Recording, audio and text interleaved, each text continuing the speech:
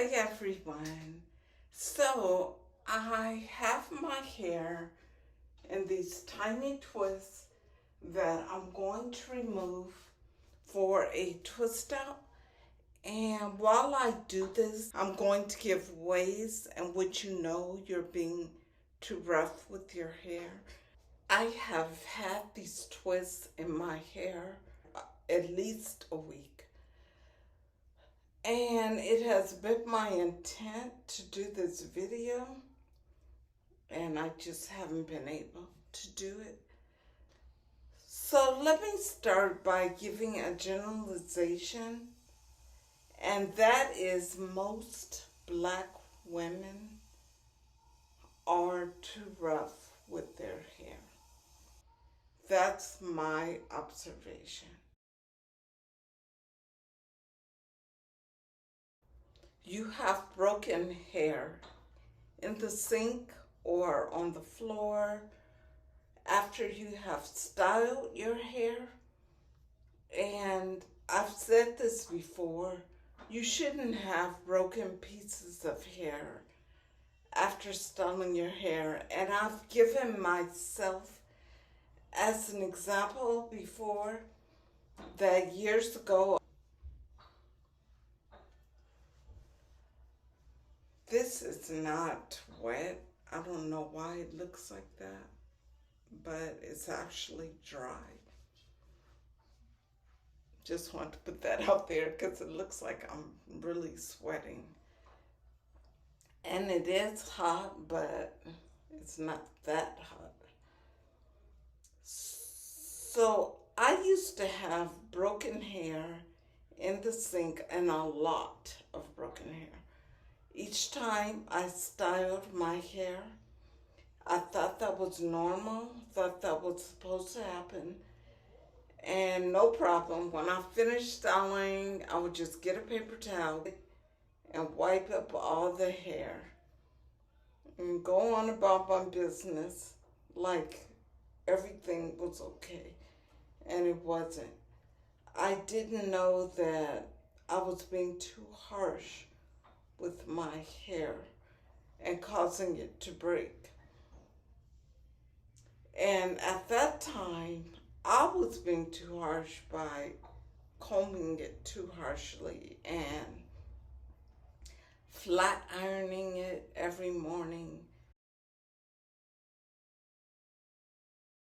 When you pull a section of your hair is see-through. When I pull my hair, it's just about as thick on the end as it is at the root. And that's how it should be. When I say see-through, I mean like huge gaps here, and it's just a few strands on the end. Whenever our hair breaks, it's because we did something to cause it to break.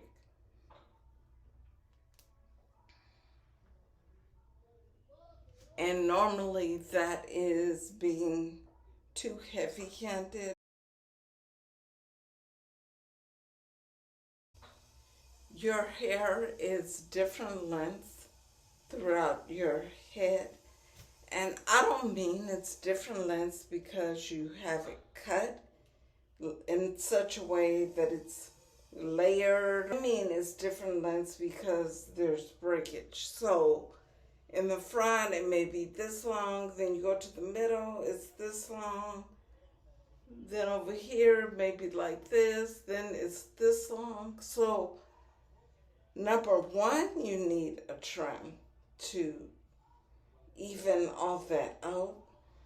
But number two, that definitely shows you are being too heavy-handed with your hair, combing it or manipulating it in some way that it's breaking.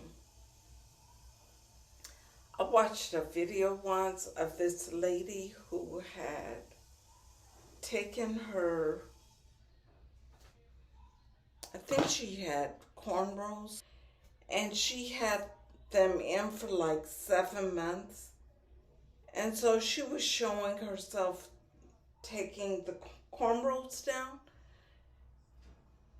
And I had never seen her channel before. She did show the new growth before she started taking the cornrows down. So she did have a lot of growth.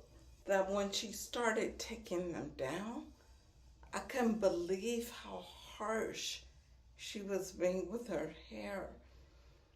And I'll say she had about 10 cornrows in her hair.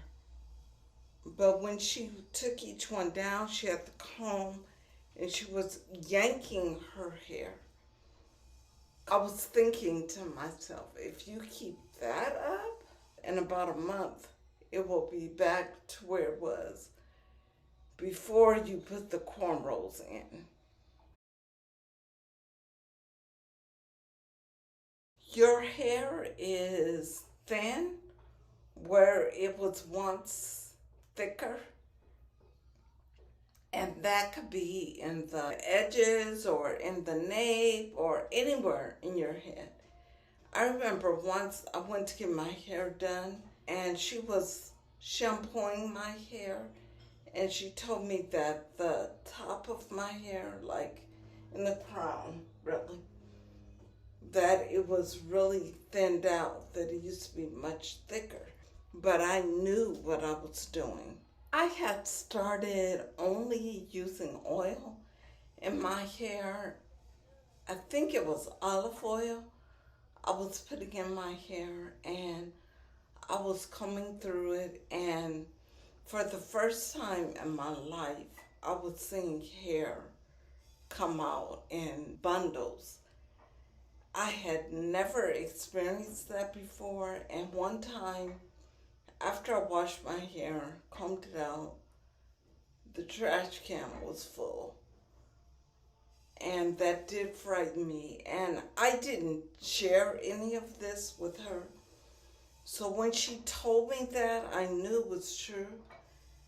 And I stopped doing that. But if we think about the habits that we have and our hair thinning or breaking in certain areas, we probably can come up with what caused it. It is 2 days later, and I apologize for not finishing the video 2 days ago, but I had to go do something. So here I am, and I did retwist my hair. I made the twist larger this time, so this is my hair.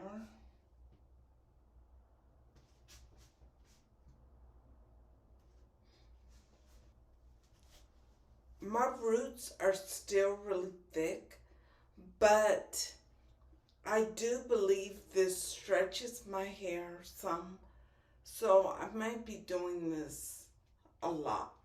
I'm getting my ends trimmed tomorrow, so I'm happy about that.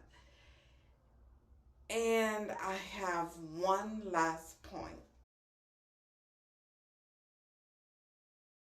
If your hair is getting shorter and shorter as time goes on, so unless you are cutting it, there's no reason your hair should be getting shorter, especially because it's growing as time goes on. So the only reason it will be getting shorter is that it's breaking off.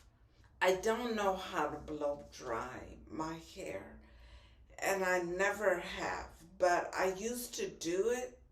So my hair did break a lot. I'll say it was on this side where I had the breakage.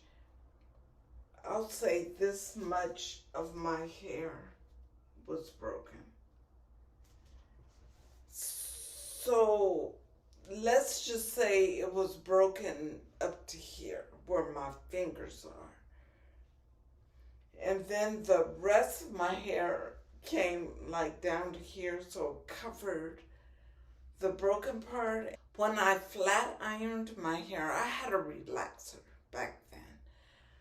So I would just curl this broken part when the top was covering it. I just went on like normal. It took me a long time before I got my hair cut into a bob, like maybe this long, so it was all even. So I said all that to say, be mindful of how gentle or harsh you are being with your hair. Gentleness does make a difference. I hope this was helpful to you, and I will see you in the next video.